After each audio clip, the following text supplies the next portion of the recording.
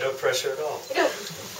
So, in keeping with the theme of tonight, of course, we're talking about comedy, jokes.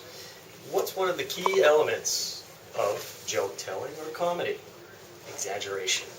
Thus, the title of my speech, exaggeration.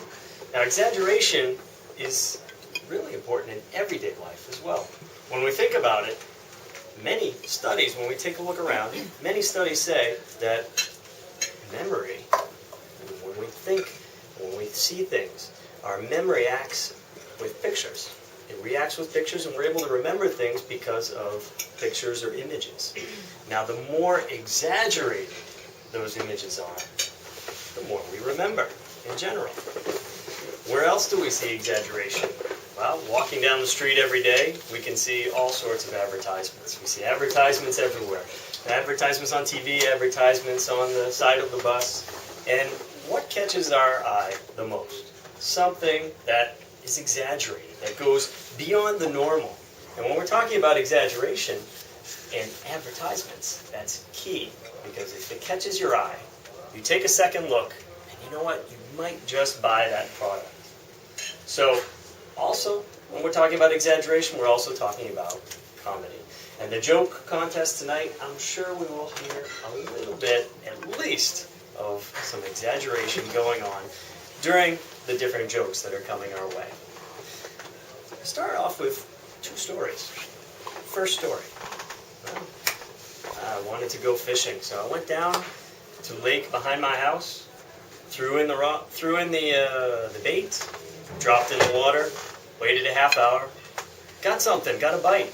Slowly I reeled it in because the fish was a fighter, got it into shore, and sure enough pulled it out. 12 inches, that's not that great. Oh well.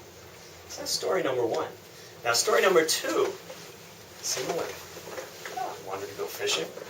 Went down to the lake behind my house, threw in the bait into the water. After waiting long enough so that I could grow 3 new gray hairs, finally a bite. The bite, good, I got a fish, started to reel it in. It was a fighter. Sure enough, I'm pulling left, right, he's pulling me everywhere. And all of a sudden he jumps out of the water, does 3 somersaults, does a chicken dance with his fins, sticks out his tongue to show me the bait, and goes back down. So I'm still fighting, and sure enough, I have enough time to pull to reel that fish in. I have enough time to actually pick up my phone. Hey Sharon, get the barbecue on. I got a good fish coming in. And then all of a sudden, I still have enough time. Let me check the scores. Let's see what the latest baseball scores are. And sure enough, the fish comes in, I get him in, pull him out of the water, look at him, smirk and go, okay, he's only 3 inches. All right. Now, which of these two stories are you more likely to remember tomorrow? Most likely, it's going to be the one with a little bit of exaggeration, whether it's when I'm speaking, or also in terms of the movements of the fish, how long I had to wait. So the point is that exaggeration really comes in handy with, first of all, memory, but also in terms of the comedy. Where else do we see exaggeration in comedy? We're talking about visual comedy. It can be something that we see in everyday life, whether it's a colleague, a friend, but also let's take the very basic form of comedy when we go to the circus. Where do we see comedy in the circus? Who are the key actors of comedy? The clowns. The clowns. Thank you. So the clowns, why are they funny? Well, first of all, they drive into the center. Great. They got this little mini car. The door opens, and all of a sudden 15 clowns come out. Where did they come from? And all of the clowns have all sorts of characteristics that are exaggerated. Starting with what kind of shoes they're wearing. Their shoes, they're not the normal standard size. They're about 10 times the size of their feet, so they can't even walk. They have to walk like they have flippers. Then also, what else do they have? They have the big red nose, showing the big nose. Then they also have the hair going every which way. And even when we're talking about the comedy that during their act, their gestures, their falling down, everything is exaggerated. So we can see that visual comedy is something that does make us laugh, and it's something that's very important to make that comedy come to life.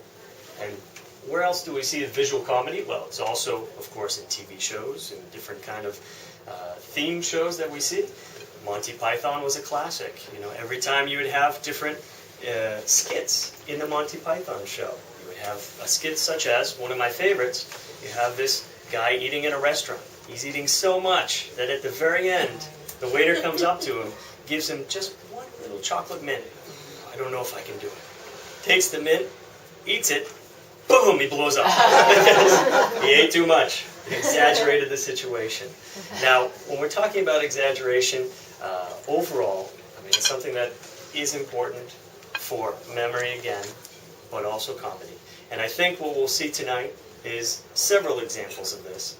One of the key things to remember is that, well, how do we exaggerate our own stories without going too far? And just a quick example before I'm done today is that when we take the example of exaggeration, we can always think of, first of all, a topic, a noun, whatever it is. If we take a car, for example, car is a common, everyday thing. Everyone knows what a car is. What's an adjective that can be associated with car? One, sorry? Fast. Exactly. What else? Stinky. That is a possibility. We have different cars. Exactly. You have to go fast to avoid the smell with the windows open. One of the key things, though, is that to take these different kind of examples and how do we relate it? So instead of thinking just about the car and being stinky, well, what else is actually stinky? Take that as an example. You have, sorry? Gasoline. Gasoline. Can be, yeah, definitely. A skunk. Skunk. I like that one. That's what I was thinking as well. So, sorry? Rotten fish. Rotten fish. Oh, yes. Exactly. So now we try to take, we have a car, now we have an adjective of stinky. Now we have a couple different things. We have, obviously, rotten fish or a skunk. Now, what can we say about, well, what is the motor of the car? Well, my car is so stinky that when I open up the hood, I realize I don't have a motor. It's actually a bunch of skunks running around. And so we can try to imagine what it is that is bringing us back to that noun. What kind of adjective that can bring us back to the noun and link it. So it's something that I'm sure we'll hear about a lot about tonight. And just remember, exaggeration is the key to life. Thank you.